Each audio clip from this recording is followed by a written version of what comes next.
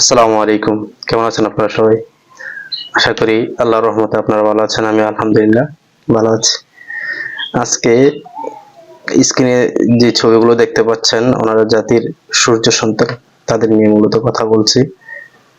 তারা একেকজন বীর শ্রেষ্ঠ, বীর উত্তম, বীর বিক্রম, বীর প্রতীক উপাধি পাওয়ার মতো যোগ্য।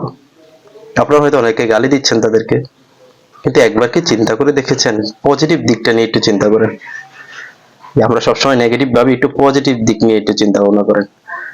তারা কতগুলো সংসার বাঁচিয়েছে, কতগুলো প্রেম তারা সফল করেছে, কতগুলো মানুষের জীবন তারা বাঁচিয়েছে, কত ছেলের ভবিষ্যৎ তারা নির্ধারণ করে দিয়েছে, তাই না?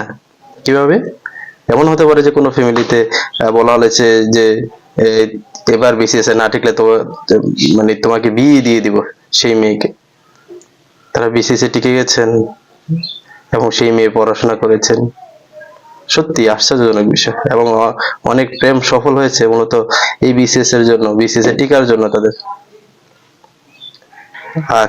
যারা কাপল আছেন তারা একসাথে জব করতে পারছেন, এতে করে তাদের সংসার টিকে গেছে। যদি তারা একসাথে চাকরি না করতেন, দেখা গেল যে ছেলে চাকরি পেয়েছেন, মেয়ে বাড়িতে আহ চাকরি না পাওয়ার কারণে সে দেখা যায় পরকীয়াতে জড়িয়ে গেছে। কিন্তু এই বিসিএস তাদের দুজনকে একসাথে রেখেছে, দুজন একসাথে চাকরি করছেন এখন অফিসে। এরকম হতো যে মেয়ে চাকরি পেয়ে গিয়েছেন, ওয়াইফ চাকরি পাইছে, তাহলে তার কথাই নাই। ছেলে তো উঠতে বসতে সব জায়গায় শুধু মানুষের খোঁচায় থাকতো। তো এই জাতির সূর্য সন্তানরা তাদেরকে কতভাবে সাহায্য করছে, একবার চিন্তা করছেন? Can you imagine it? সত্যি তো।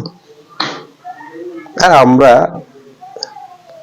সত্যি, আমার বন্ধু একসময় বুক ফুলিয়ে বলতো যে বিসিএস সব প্রশ্ন ফাঁস হতে পারে, কিন্তু বিসিএস এর প্রশ্ন কখনোই ফাঁস হবে না, কখনো হওয়ার কথাই না।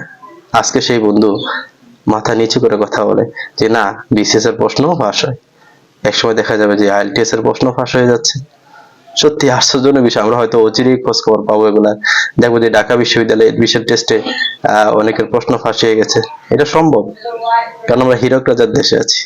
এখানে অন্যায় বলতে কিছু নেই, এভরিথিং ইজ ফেয়ার এন্ড লাভ।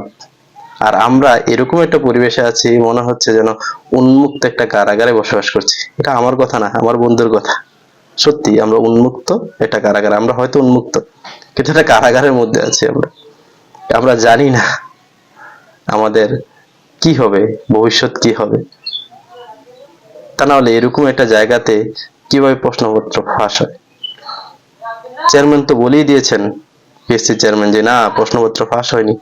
অথচ যারা এই স্ক্যান্ডাল বা এই প্রশ্নপত্র ফাঁসের সাথে যারা যারা জড়িত, তাদেরকে নিয়ে অনেক রিসার্চ করি মূলত তারা এই সংবাদগুলো প্রচার করছেন। তার মানে তাদের কাছে প্রুফ আছে, প্রমাণ আছে, কিন্তু উনি তো খুব সহজেই বলে দিলেন যে না, এরকম কোনো কিছুই হয়নি। সত্যি আশ্চর্যজনক বিষয়। আমি বুঝতেই পারি না যে এটা কিভাবে সম্ভব। যাই হোক, আপনারা এই জাতির সূর্য সন্তানদের ভাইরাল করে দিন। এবং আমি মনে করি দিন শেষে আসলে দেশটা আমাদের সরকারের উচিত, যারা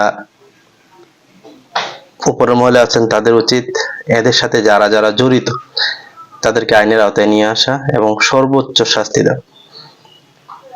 আর আমি এটা নিয়ে খুবই কনফিউজড, আসলে শাস্তিগুলো দিবে কারা? কারণ যারা এই 36 থেকে 46 পর্যন্ত বিসিএস এ টিকে রয়েছেন, তারা নিশ্চয়ই কোনো না কোনো বড় পোস্টে রয়েছেন, এবং তাদের কাছেই যাবে এটার তদন্ত করতে।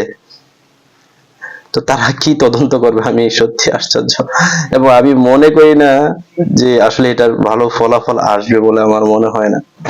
এবং এক সময় দেখা যাবে যে আসলে ওই যে এরকম বাংলা একটা কথা আছে না, যে শিয়ালের কাছে মুরগি বর্গা দেওয়া আর কি, তো সেটাই হবে আর কি মূলত।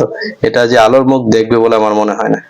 যাই হোক, তারপরে জাতি হিসাবে আমরা আশাবাদী যে হ্যাঁ, এটা একটা ভালো একটা সমাধান অবশ্যই সরকার করবে এবং আসবে। ভালো থাকবেন সবাই। আসসালামু আলাইকুম। যদি ভিডিওটি ভালো লাগে আপনাদের, চ্যানেলটি সাবস্ক্রাইব করে পাশে থাকবেন এবং বেশি বেশি করে শেয়ার করে দিবেন।